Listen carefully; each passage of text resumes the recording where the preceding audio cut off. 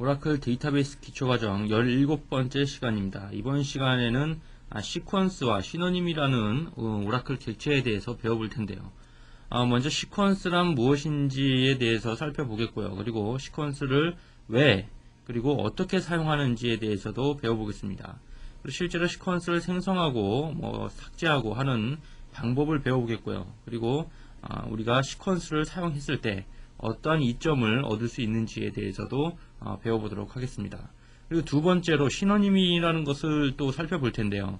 이 시노님이라는 것은 또 무엇인지, 그리고 이것을 왜 사용해야 되며 이 시노님을 사용했을 때 어떠한 이점을 우리가 얻을 수 있는지도 배워보도록 하겠습니다. 그리고 시노님을 생성해서 실제 활용하는 방법까지 배워보겠습니다. 그럼 먼저 시퀀스란 무엇인지에 대해서 살펴보겠습니다. 우리가 이름을 보면 대충 알 수 있듯이 이 시퀀스라는 것은 아주 단순해요. 하는 일이 단순합니다. 자동적으로 순차적인 번호를 생성하고자 할 때 사용합니다. 실제 시스템을 개발하다 보면 어떤 번호를 중복되지 않게끔 증가시켜서 주로 프라이머리 키, 기본 키를 생성할 때 그런 경우가 많이 필요하죠. 그래서 여러분들이 어떻게 합니까? 대부분의 경우에 select max 함수를 쓰죠. max 함수 써서 그 해당 칼럼의 가장 큰 번호 값을 구한 다음에 그 max 플러스 1 해서 그 프라이머리 키 값인 그 번호 칼럼이 중복되지 않게끔 데이터를 생성을 해냅니다. 그런데 이렇게 max 함수를 썼을 때는 여러가지 문제들이 발생합니다. 어떤 퍼포먼스 문제라든가 어떤 락에 대한 문제라든가 이런 문제들이 많이 발생하는데, 그런 거를 다 신경 쓰지 않고 오라클이 제공하는 이 시퀀스라는 객체를 사용하면 그런 문제들을 해결할 수가 있어요. 그리고 이 시퀀스라는 놈은 테이블에 종속적이지 않습니다. 어떤 분들은 이제 시퀀스를 생성해 놓고 특정 테이블의 프라이머리 키 값을 늘리기 위해서, 숫자로 된 프라이머리 키 값을 늘리기 위해서 시퀀스를 만드는데, 그렇다라고 해서 그 시퀀스가 해당 테이블에 종속되어 있는 건 아니에요. 이 시퀀스는 테이블과 마찬가지로 오라클의 여러 객체 중에서 독립적으로 존재하는 그런 객체입니다. 그렇기 때문에 테이블에 종속적이지 않으며 여러 사용자에 의해 공유되어서 사용되어질 수 있다는 얘기입니다. 예를 들어서 시퀀스를 하나 이렇게 만들어 놓고 두 개의 테이블이 있다고 했을 때 이 테이블에서도 이 시퀀스를 사용할 수 있고 이 테이블에서도 시퀀스를 사용할 수 있다는 얘기죠. 그리고 여러분들이 이 시퀀스를 만들 때 이 시퀀스가 굉장히 빈번하게 액세스되는 시퀀스다 하면은, 즉 트랜잭션이 많이 발생하는 그런 시퀀스를 하면은 이 시퀀스를 캐시 형태로 메모리상에 일부분을 올려놓을 수도 있습니다. 그래서 그렇게 함으로써 우리가 시퀀스에 대한 액세스 효율성을 높일 수도 있는 거죠. 쉽게 이야기해서 시퀀스라는 것은 맨 처음에 나와 있는 순차적인 번호를 생성하는, 단지 그 역할만 담당하는 오라클 오브젝트라고 이해를 하시면 되겠습니다. 자, 그럼 이번에는 시퀀스를 실제로 생성하고 그리고 변경하고 제거하는 방법을 배워보겠습니다. 먼저 처음에 나와 있는 문장이 바로 시퀀스를 생성하는 문장인데요. create 시퀀스 명령을 사용합니다. 그 다음에 나와 있는 것이 시퀀스 이름이 되겠죠. 그래서 우리가 어떤 고유한 번호를 얻어내고자 할 때 바로 이 시퀀스 이름을 참조하면 되겠습니다. 그 다음에는 해당 시퀀스를 정의하는 부분입니다. 먼저 increment by 1, 그 다음에 start with 1000이라고 해놓은 것은 해당 시퀀스 번호는 1000번부터 시작해서 1000번부터 따겠다는 의미가 되겠고, increment by 1이라는 의미는 1씩 증가시키겠다는 의미입니다. 그러니까 처음에 1000번부터 1001, 1002, 1003 이런 식으로 1씩 증가되는 시퀀스 번호를 생성하겠다는 의미가 되겠죠. 근데 그 시퀀스 번호가 몇 번까지 유효할까요? 몇 번까지 생성해낼 수 있을까요? 바로 밑에 맥스 밸류에서 지정한 9999번까지 생성하실 수가 있습니다. 그리고 그 밑에 나와 있는 No Cycle 옵션은 이 번호가 9999번에 다 다다랐을 때 다시 1000번으로 돌아가서 1000번부터 따지지 말라는 의미예요. 여러분들이 사이클로 지정하게 되면은 9999번 다음에 다시 돌아가서 1000번부터 따집니다. 번호가. 맨 마지막에 나와 있는 캐시하고 10이라는 의미는 우리가 이 시퀀스가 굉장히 빈번하게 사용되어지는 그런 시퀀스다. 그러면 우리가 시퀀스를 번호를 10개를 미리 생성해 놔서 그 번호를 캐시, 즉 메모리에다가 올려놓는다는 얘기예요. 그래서 시퀀스를 참조할 때 메모리에서 값을 읽어다가 사용하면 우리가 시퀀스를 사용하는 그 액세스 퍼포먼스를 조금이라도 높일 수 있다라는 그런 얘기를 앞에서 했었죠. 그리고 시퀀스를 변경할 때는 alter 시퀀스 명령으로 시퀀스 어떤 옵션들을 이렇게 변경을 하시면 되겠습니다. 그리고 시퀀스가 필요 없을 때는 드랍 시퀀스 해서 시퀀스를 지우면 되겠죠. 실제 이 시퀀스를 한번 생성을 해 보겠습니다. 예, 주문 번호라고 표현이 되어 있는데요. 어쨌든 주문 번호가 생성되었습니다 하면서 해당 시퀀스가 제대로 생성되어 되는 것을 확인을 했고요. 그 다음에 alter 시퀀스 명령으로 시퀀스를 바꿔도 되겠죠. 이렇게 시퀀스를 하나 만들었고요. 그럼 이번에는 그 시퀀스를 사용하는 방법을 배워보겠습니다. 우리가 이 시퀀스를 만들어 놓고 그 시퀀스를 사용하기 위해서는 두 개의 오라클에서 제공하는 sudo 칼럼을 이용을 해야 됩니다. 그 첫 번째가 next var이라는 거고요. 두 번째가 cur var이라는 컬럼입니다. 이름에서 알 수 있듯이 이 next var은 해당 시퀀스의 다음 숫자를 리턴을 해주고요. 그 다음에 cur var은 해당 시퀀스의 현재 숫자 값을 리턴을 해줍니다. 그래서 이번 예에서는 emp 테이블에 emp no 가 지금 프라이머리 키로 잡혀 있는데요. 그 emp no 값을 자동으로 증가시키면서 해당 테이블, 즉 emp 테이블에 데이터를 추가하는 그러한 예가 되겠습니다. 그래서 실제로 우리가 만들어 놓은 시퀀스를 활용을 한번 해보죠. 먼저 emp 테이블을 한번 보겠습니다. emp 테이블에 지금 데이터가 이렇게 들어있고요. 그리고 emp no만 낱널이니까 간단하게 인서트를 한번 해보죠. insert into emp values 절에서 emp no seq라고 우리가 이름을 줬었죠. 시퀀스를 생성할 때. 그 다음에 뭡니까? next var이라는 것을 사용하면 된다고 그랬죠. next var. 그리고 이 네임은 홍길동으로 하겠습니다. 네, 한 개의 행이 만들어졌죠. select from emp를 해보면 실제 우리가 만들어놨던 시퀀스를 가지고 1000번으로 홍길동이라는 사람이 추가가 된 것을 확인하실 수가 있죠. 그 다음에 우리가 current var을 한번 확인을 해보겠습니다. current var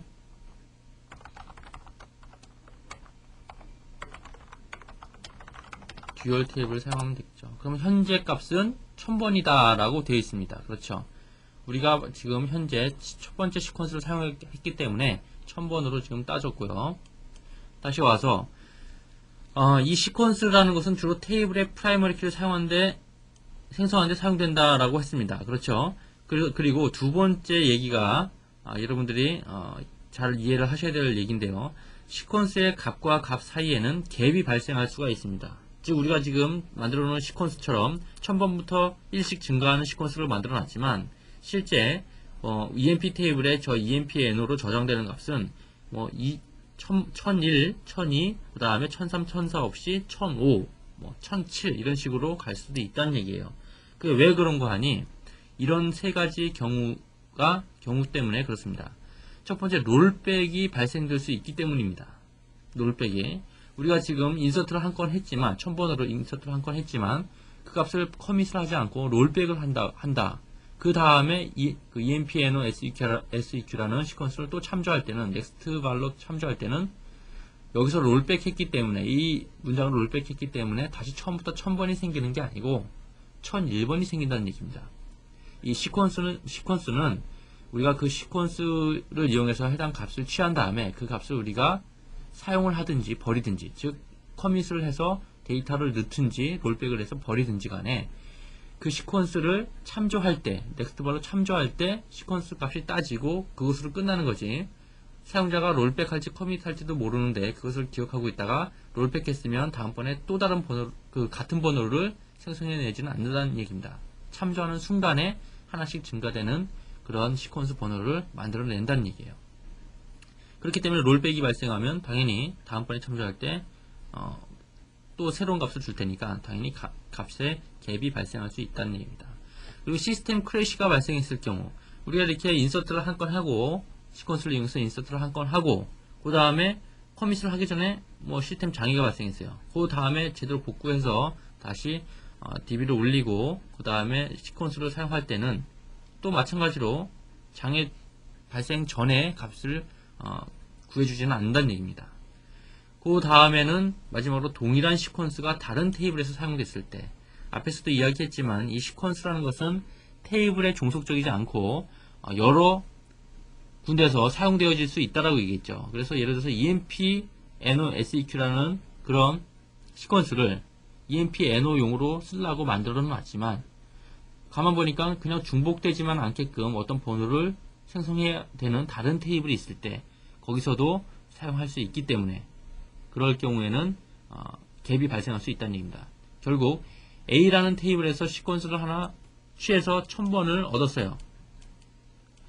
그 다음에 B라는 데서 1001번을 갖다 썼다 이겁니다. 그럼 다시 A가 참조할 때는 그 다음에는 1002번이 되겠죠. 그렇기 때문에 A 입장에서 보면은 중간에 번호에 갭이 생긴 것처럼 보일 수 있다는 얘기입니다. 실제 우리가 지금 인서트를 한 건 했는데 이것을 커밋도 안 했고 롤백도 아직 안 했죠. 어떻게 될지 모른다는 얘기입니다. 그러면 커발은 지금 아까 확인했을 때 1000번이 그대로 나왔죠. 그리고 여기서 넥스트 발로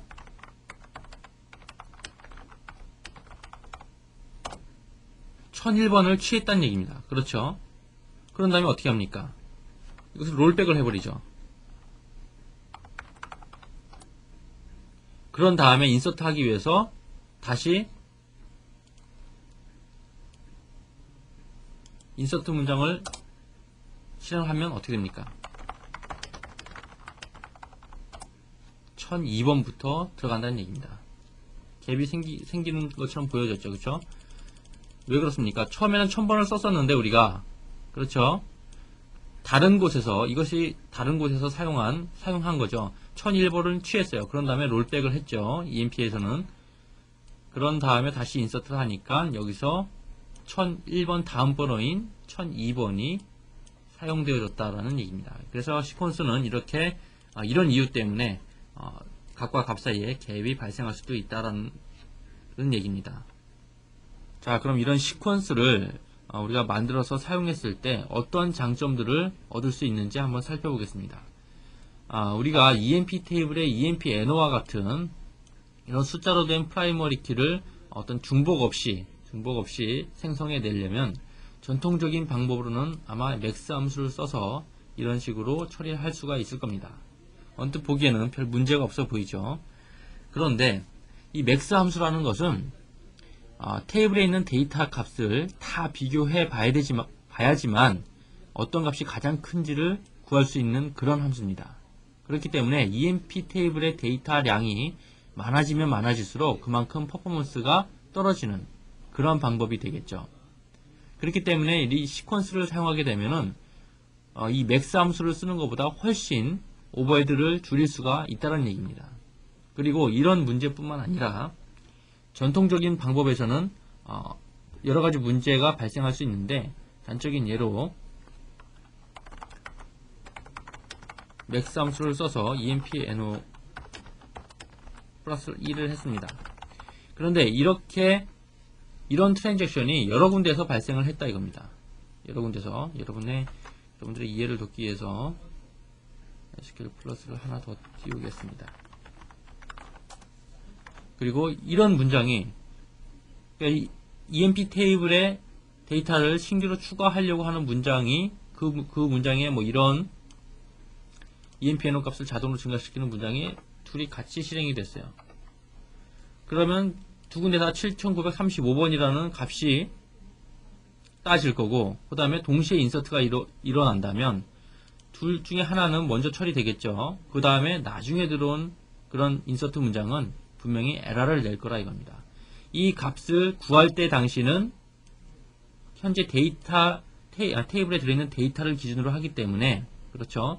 분명히 이 값이 나오는 게 정상이죠. 두 군데 다. 하지만 이 값을 가지고 인서트를 하려고 할 때 어떤 문제가 발생할 수 있다는 얘기입니다. 그리고 이 시퀀스를 사용하면 어플리케이션 코드를 훨씬 단순화 시킬 수가 있습니다. 맥스 함수를 써서 셀렉트를 한 다음에 이렇게 할 필요가 없이 바로 시퀀스를 이용해서 시퀀스.nextvar 해서 바로 사용하면 되기 때문에 어플리케이션 코드를 단순화시킬 수 있는 그런 장점도 있습니다. 자, 그런데 이 시퀀스를 아무데서나 사용할 수 있는 게 아닙니다. 그래서 시퀀스를 사용하기 위한 제약 조건이 몇 가지가 있습니다. 그럼 이번에는 그 시퀀스를 어떤 경우에 사용할 수 있고 어떤 경우에 사용하지 못하는지 한번 알아보겠습니다. 먼저 시퀀스를 사용할 수 있는 경우입니다. 서브 쿼리가 아닌 셀렉트 리스트, 즉 메인 쿼리에서 이 셀렉트 리스트에다가 시퀀스를 사용할 수가 있습니다. 그리고 인서트 문장에 사용되어진 서브 쿼리, 인서트 인투 하고 우리가 서브 쿼리를 사용할 수가 있죠. 셀렉트 하면서 바로 인서트를 할 수가 있습니다. 그럴 경우에 이 시퀀스를 사용할 수가 있고요.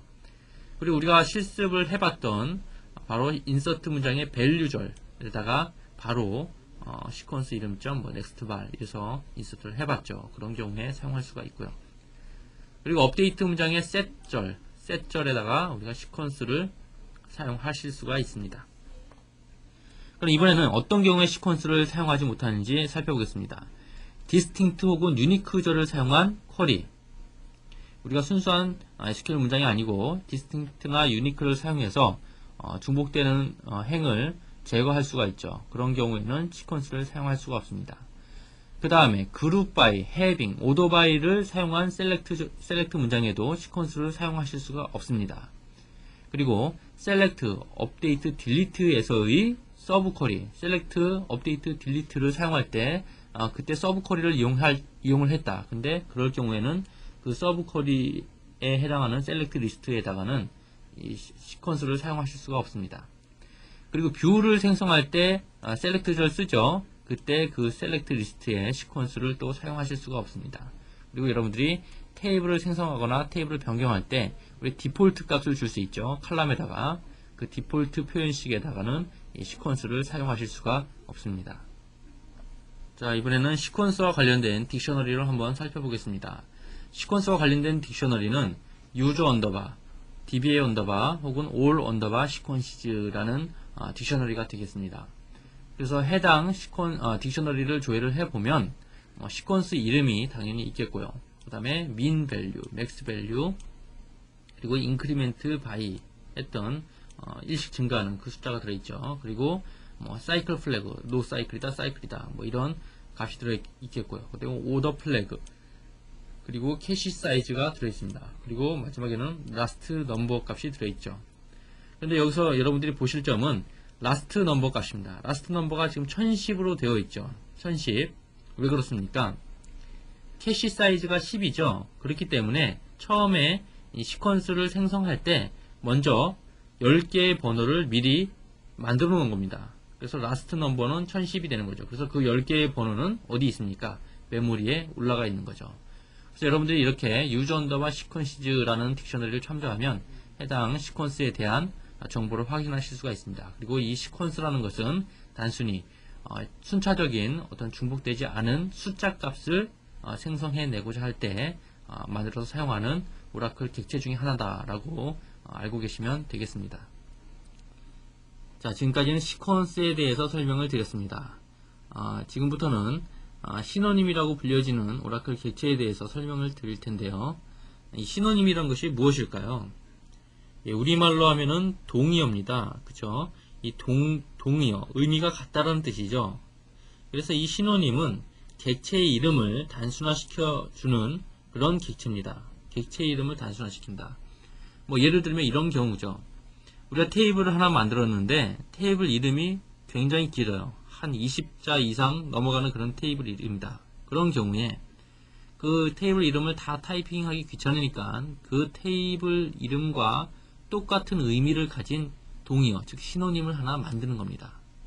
그래서 20자리였던 테이블 이름을 시노님 한 3자 정도 이름을 갖는 시노님을 하나 만들어서 그 테이블을 참조하는 시노님을 만들게 되면은 프롬절에 그 긴 테이블 이름 대신에 짧은 시노님 이름을 기술함으로써 결과적으로는 그 긴 테이블 이름을 가진 테이블을 액세스하는 그런 방법을 제공하는 거죠. 그리고 이런 경우도 있을 수 있겠죠. 어떤 프로젝트에서 테이블을 만드는데 테이블 명령 규칙을 XAS1100 사원 테이블이다. XAS1200은 부서 테이블이다. 이렇게 어떤 의미가 있는 코드로 테이블 이름을 지정을 했습니다. 그런데 이 XAS1100 뭐 이런 테이블 이름은 사람들이 쉽게 기억하기도 힘들 뿐더러 잘 외워지지도 않죠. 그럴 때 이렇게 복잡한 테이블 이름을 간단한 사람들이 이해하기 쉬운 간단한 테이블 이름 뭐 EMP라는 시노님을 하나 만들어서 참조를 하게 되면은 굳이 복잡한 이런 테이블 이름을 외우지 않아도 해당 테이블을 액세스를 할 수 있는 그런 방법을 제공을 하는 겁니다. 그리고 이 시노님은 테이블뿐만 아니고 뷰, 프로시저, 패키지, 펑션, 트리거 등과 같은 그 이름을 갖고 있는 오라클 객체에 대해서 똑같은 의미를 가진 다른 이름을 제공을 합니다. 그리고 사용자에게 위치 투명성을 제공한다라고 되어 있습니다. 뭐 이런 경우도 있을 수 있겠죠. 나는 지금 스캇 사용자입니다. 스캇으로 접속을 했어요.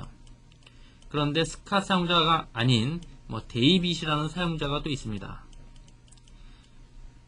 그런데 이 스캇 사용자가 나의 테이블이 아닌 데이비드라는 사람이 만들어 놓은 테이블을 액세스해야 되는 경우도 있겠죠. 거기서 어떤 데이터를 갖고 와야 돼요. 그럴 경우에는 프롬즈에다 어떻게 씁니까? 그냥 select asterisk from 그리고 데이빗이 갖고 있는 t 이렇게 쓰면은 에러가 납니다. 스캇 사용자한테는 없는 테이블이기 때문에 테이블이 없다라고 에러 메시지를 뿌리고 에러가 나겠죠. 그런 경우에는 프롬즈에다가 이 내가 갖고 오고자 하는 참조하고자 하는 테이블 이름 앞에 그 테이블을 소유하고 있는 사용자의 이름을 써야 되죠. 그래서 결국은 david.t라고 프롬즈를 써야 됩니다. 그런데 이 테이블 이름이 한자가 아니고 굉장히 길어요. 20바이트만 이렇게 돼요. 그러면 david.table 이름을 쭉 써야 되죠. 그런데 그렇게 타이핑하기도 귀찮고 그리고 굳이 이 테이블이 데이빗이라는 사람이 만들었다는 것도 알 필요가 없다. 그럴 때는 이 david.table 이름을 참조하는 신호님을 내 쪽, 즉 스캇 쪽에다가 만드는 겁니다. 그래서 그 신호님을 하나 A라고 만들고 프롬즈에다 이 A를 기술하게 되면 결과적으로는 david.etable을 참조하는 그러한 효과를 나타낼 수가 있는 거죠. 그리고 이 위치 투명성이라는 거는 예를 들면 이런 경우도 있을 수 있겠죠. 여기가 서로 다른 데이터베이스고 아예 그리고 그 데이터베이스끼리는 지금 네트워크로 연결되어 있습니다. 그래서 원격지, 로컬에서 원격지에 있는 다른 테이블을 액세스하는 경우죠. 여러분들이 아직 리모트 데이터베이스 액세스하는 것을 안 배웠는데 뒤에 가서 배울 텐데요. 오라클에서는 이렇게 원격지 데이터베이스를 액세스할 때 데이터베이스 링크라는 것을 여기다가 만들어서 씁니다. 데이터베이스 링크라는 것을. 그렇게 되면 어떻게 프롬즈에다 써야 됩니까? david.table name 그리고 이 데이터베이스 링크 이름까지 뒤에다 기술을 해야 됩니다. 골뱅이 데이터베이스 링크 이름. 그렇죠. 그러면 결국 무슨 뜻입니까? 데이터베이스 링크라는 것은 원격지 데이터베이스를 참조하는 정보들이 들어있고요. 그리고 그 원격지 데이터베이스에 데이빗이라는 사용자의 테이블을 액세스하고자 한다라는 것이죠. 이렇게 복잡해진다는 얘기입니다. 이런 경우에도 신호님을 사용하면은 훨씬 간단한 그런 액세스를 할 수가 있겠죠. 또 어떤 효과까지 얻을 수 있냐면 굳이 이 테이블이 원격지에 있는 테이블이라는 것을 알릴 필요도 없이 이쪽에 있는 사용자들은 마치 로컬 머신에 있는 테이블을 액세스 하듯이 그렇게 액세스를 할 수 있다는 얘기입니다. 그것이 바로 사용자에게 위치 투명성을 제공한다라는 의미죠. 이렇게 신호님은 여러 가지 용도로 사용되어질 수가 있는데요. 굉장히 하는 일이 단순하죠. 단순히 이름을 짧게 해주는 그런 역할만 하는 객체입니다. 그런데 이렇게 단순하고 만들기도 쉬운 객체를 잘 사용하지 않고 있는 게 사실이죠. 그래서 여러분들이 이 신호님을 적절하게 사용하셔갖고 이런 여러가지 혜택을 받을 수 있는 그렇게 시스템을 개발을 하셔야겠습니다. 자, 그럼 실제 신호님을 생성을 해서 사용하는 방법을 배워보도록 하겠습니다. 우리 테이블에 현재 스캇 사용자로 접속되어 있는 상태고요. 테이블이 뭐가 있습니까? 예. EMP라는 테이블이 있습니다. EMP라는 테이블은 이름도 굉장히 짧고 기억하기도 쉽지만 EMP 테이블을 가지고 신호님을 한번 만들어 보겠습니다. create 신호님 명령을 사용합니다. 그리고 나서 신호님 이름을 주죠. 간단하게 E라고만 지정을 하겠습니다. 그리고 for라고 쓰시고요. 그 다음에 이 신호님이 참조하게 될 테이블 이름을 쓰시면 되겠죠. emp. 예, 동의어가 생성되었습니다. 라고 나오고, 그러면 이번에는 신호님을 통해서 액세스를 한번 해보겠습니다.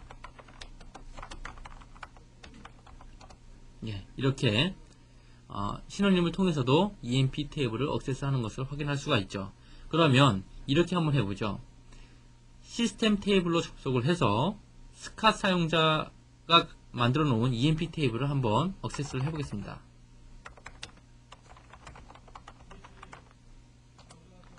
select asterisk from emp 하면은 안 된다 그랬죠. 그렇죠?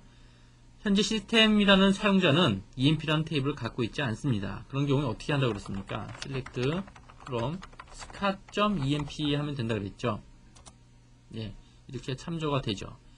그런데 이렇게 scat.emp라고 치는 게 굳이 이 emp라는 테이블을 액세스할 때 scat 사용자의 테이블이라는 것을 알릴 필요가 없다. 그리고 다 타이핑하는 것도 귀찮다. 그러면 어떻게 합니까? 이 시스템 계정에서 신호님을 하나 만들면 되죠. create 신호님 뭐라고 줄까요? 여기도 2라고 좀 한번 줘보겠습니다. 2 그리고 4 하시고요. 여기다 어떻게 주시냐면 scat.emp 라고 주시면 됩니다. 내 테이블이 아닌 남의 테이블이죠. 그럴 경우에는 남의 테이블.emp 라고 주면 되죠. 만약에 데이터베이스 링크까지 원격지에 있는 테이블이다. 그럼 데이터베이스 링크가 여기 시스템 계정으로 만들어졌다고 가정하고 골뱅이 dbl 테스트 이런 식으로 주면은 신호님이 만들어지는 겁니다. 근데 현재는 데이터베이스 링크는 없기 때문에 이렇게만 생성을 해 보겠습니다. 그런 다음에 하게 되면은 어떻습니까? 마치 현재 시스템 계정으로 접속되어 있는 상태인데 마치 2라는 나의 테이블, 즉 2라는 시스템 계정의 테이블이 있는 것처럼 액세스를 할 수 있다는 얘기죠. 이렇게 신호님을 활용하면 이름을 간단하게 만들 수가 있고, 그리고 어떤 사용자의 오브젝트인지 알 필요 없이 사용할 수도 있고, 그리고 원격지에 있는 테이블이라 할지라도 그것이 원격지에 있는 테이블인지 로컬에 있는 테이블인지 알지 못하게끔 알 필요 없이 그렇게 사용하고자 할 때 이 신호님을 사용하시면 됩니다. 그리고 더 이상 신호님이 필요 없어졌다 그런 경우에는 드랍 신호님 해서 해당 신호님을 지우면 되겠죠.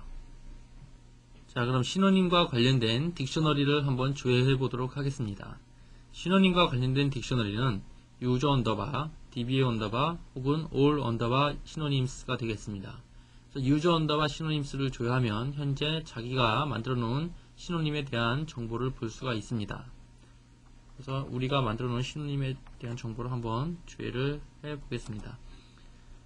지금 현재 우리는 신호님을 한 개만 만들었죠. emp 테이블을 참조하고 있는 E라는 신호님을 만들었습니다. 그런데 여러분들이 여기서 유념하셔야 될 점은 컬럼 이름이 테이블 네임이라고 해서 여기에 테이블 이름만 오는 게 아니라는 거죠. 신호님은 테이블뿐만 아니고 뷰, 프로시저 등과 같은 여러 오라클 객체에 대해서 만들 수 있다고 했었죠. 그렇기 때문에 여기에 오는 값은 우리가 참조하고 있는 여러 오브젝트들의 객체 이름이 되겠습니다. 꼭 테이블 이름은 아니라는 얘기입니다.